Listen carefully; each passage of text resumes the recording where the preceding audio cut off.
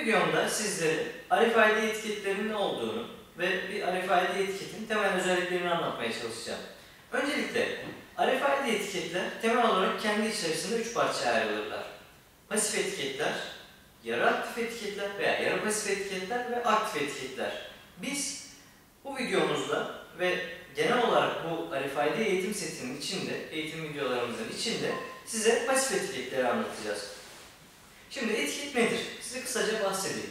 Etiket, daha önceki videolarımızda anlatmış olduğum RFID sistemle verici anten tarafından havaya yayılan radyo frekansını yakalayarak bir çip ve o çipe özel, frekanslara özel, bölgelere özgü frekanslara özel dizayn edilmiş anteniyle beraber çalışması için gereken enerjiyi kendi üzerine depolayan ve daha sonra da kendi üzerinde barındırdığı bilgileri reader'a tekrar geri gönderen bir mekanizmadır, bir yapıdır. Ve RFID sistemleri, UHF RFID sistemleri en temel bileşeni olarak gözümüze çarpar. Biraz size bunun teknik özelliklerinden bahsetmek istiyorum. RFID pasif etiketlerin, UHF RFID ile pasif etiketlerin içinde temel olarak 4 tane hafıza alanı bulunur. Bu 4 hafıza alanından birden çok tanesini, 3 tanesini kullanıcı istediği gibi kullanır. Bir tanesi de bu etiketlerin üretilirken fabrikasyon kodlarının bulunduğu alandır. Şimdi sizlere RFID etiketlerin özelliklerini anlatmaya çalışayım. Öncelikle dünyada birkaç tane büyük RFID etiket üreticisi vardır. Örnek veriyorum Alien veya Infinch veya NXP. Bunların içinde en çok duyabileceğiniz markalardır. Her üretici kendine özgü anten ve çip tasarımıyla etiketler üretir. Bu etiketler üretilirken kullanılacakları bölgeye göre, örnek veriyorum Asya kıtası, Avrupa kıtası veya Amerika kıtası, hatta kıtalar içinde kullanılacakları ülkeye göre bile daha önceden belirlenmiş olan frekans standartlarına göre üretir. Örnek veriyorum, bu frekans kendi ülkemiz ve Avrupa bölgesi için Avrupa frekans bandı denen 865 ve 867 MHz arasındadır. Bu etiketin çipinin üreticisi bu etiketi üretirken çipini ve etrafına tasarladığı antenini ve bu ikisinin tamamlanmış hali olan inleyini bu frekansta çalışacak şekilde dizayn eder.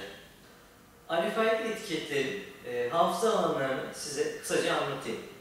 Öncelikle bir RFID etikette 4 adet hafıza alanı bulunur. Bunların hepsini sırayla sayacak olursak, birincisi içinde şifreleri barındıran bu etiketlere dışarıdan ulaşımı sınırlayacak veya tamamen engelleyecek şifreleri barındıran sınırlanmış, ayrılmış ya da reserved alan. İkincisi, bu çipin içindeki bu ürüne özel unique numarayı barındıran EPC, elektronik ürün kodu alanı. Üçüncüsü, bu etiketin fabrika tarafından, üreticisi tarafından kodlanmış, dünya üzerinde bunun gibi veya bundan başka hiçbir etiketle aynı olmayan unique numarası, yani tekil numarası olan Tag Identification, yani TID alanı.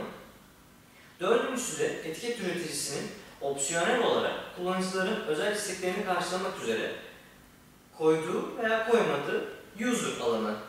Tek tek bunları size açıklamaya çalışayım. Şifre alanı nedir?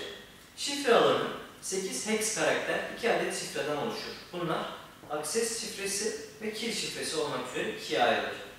Akses şifresinden bahsedecek olursam, bu etiketin üzerindeki hafıza alanlarını EPC alanına, TID alanına veya user alanına biz erişimi sınırlandırmak isteyebiliriz. Dışarıdan herhangi bir kullanıcının bunlara erişmesini engellemek isteyebiliriz veya bunların içerisindeki bilgiyi okuyup değiştirmesini engellemek isteyebiliriz.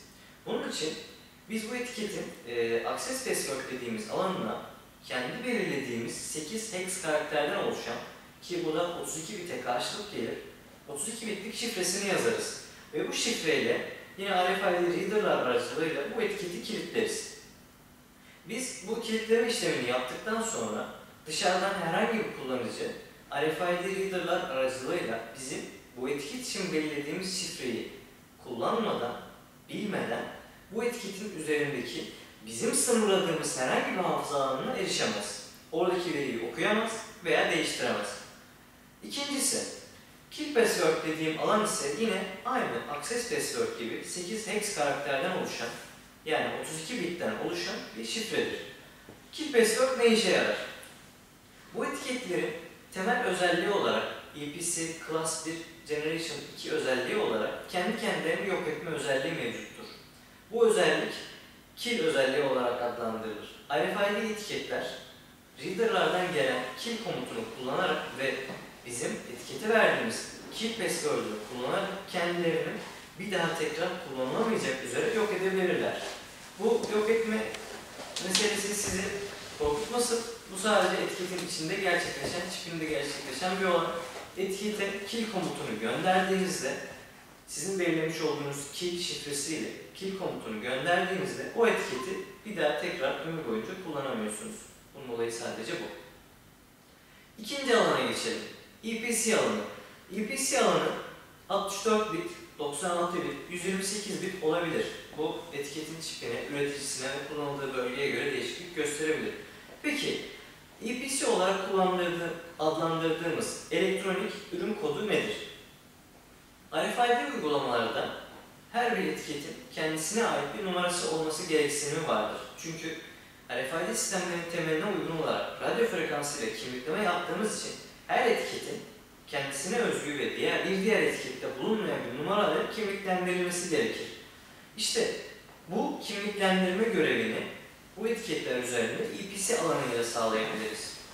EPC alanına örnek veriyorum 96 bit bir EPC alanına sahip etiketi baz aldığımızda 24 hex karakterlik bir EPC numarası yazabiliriz. Ki bu da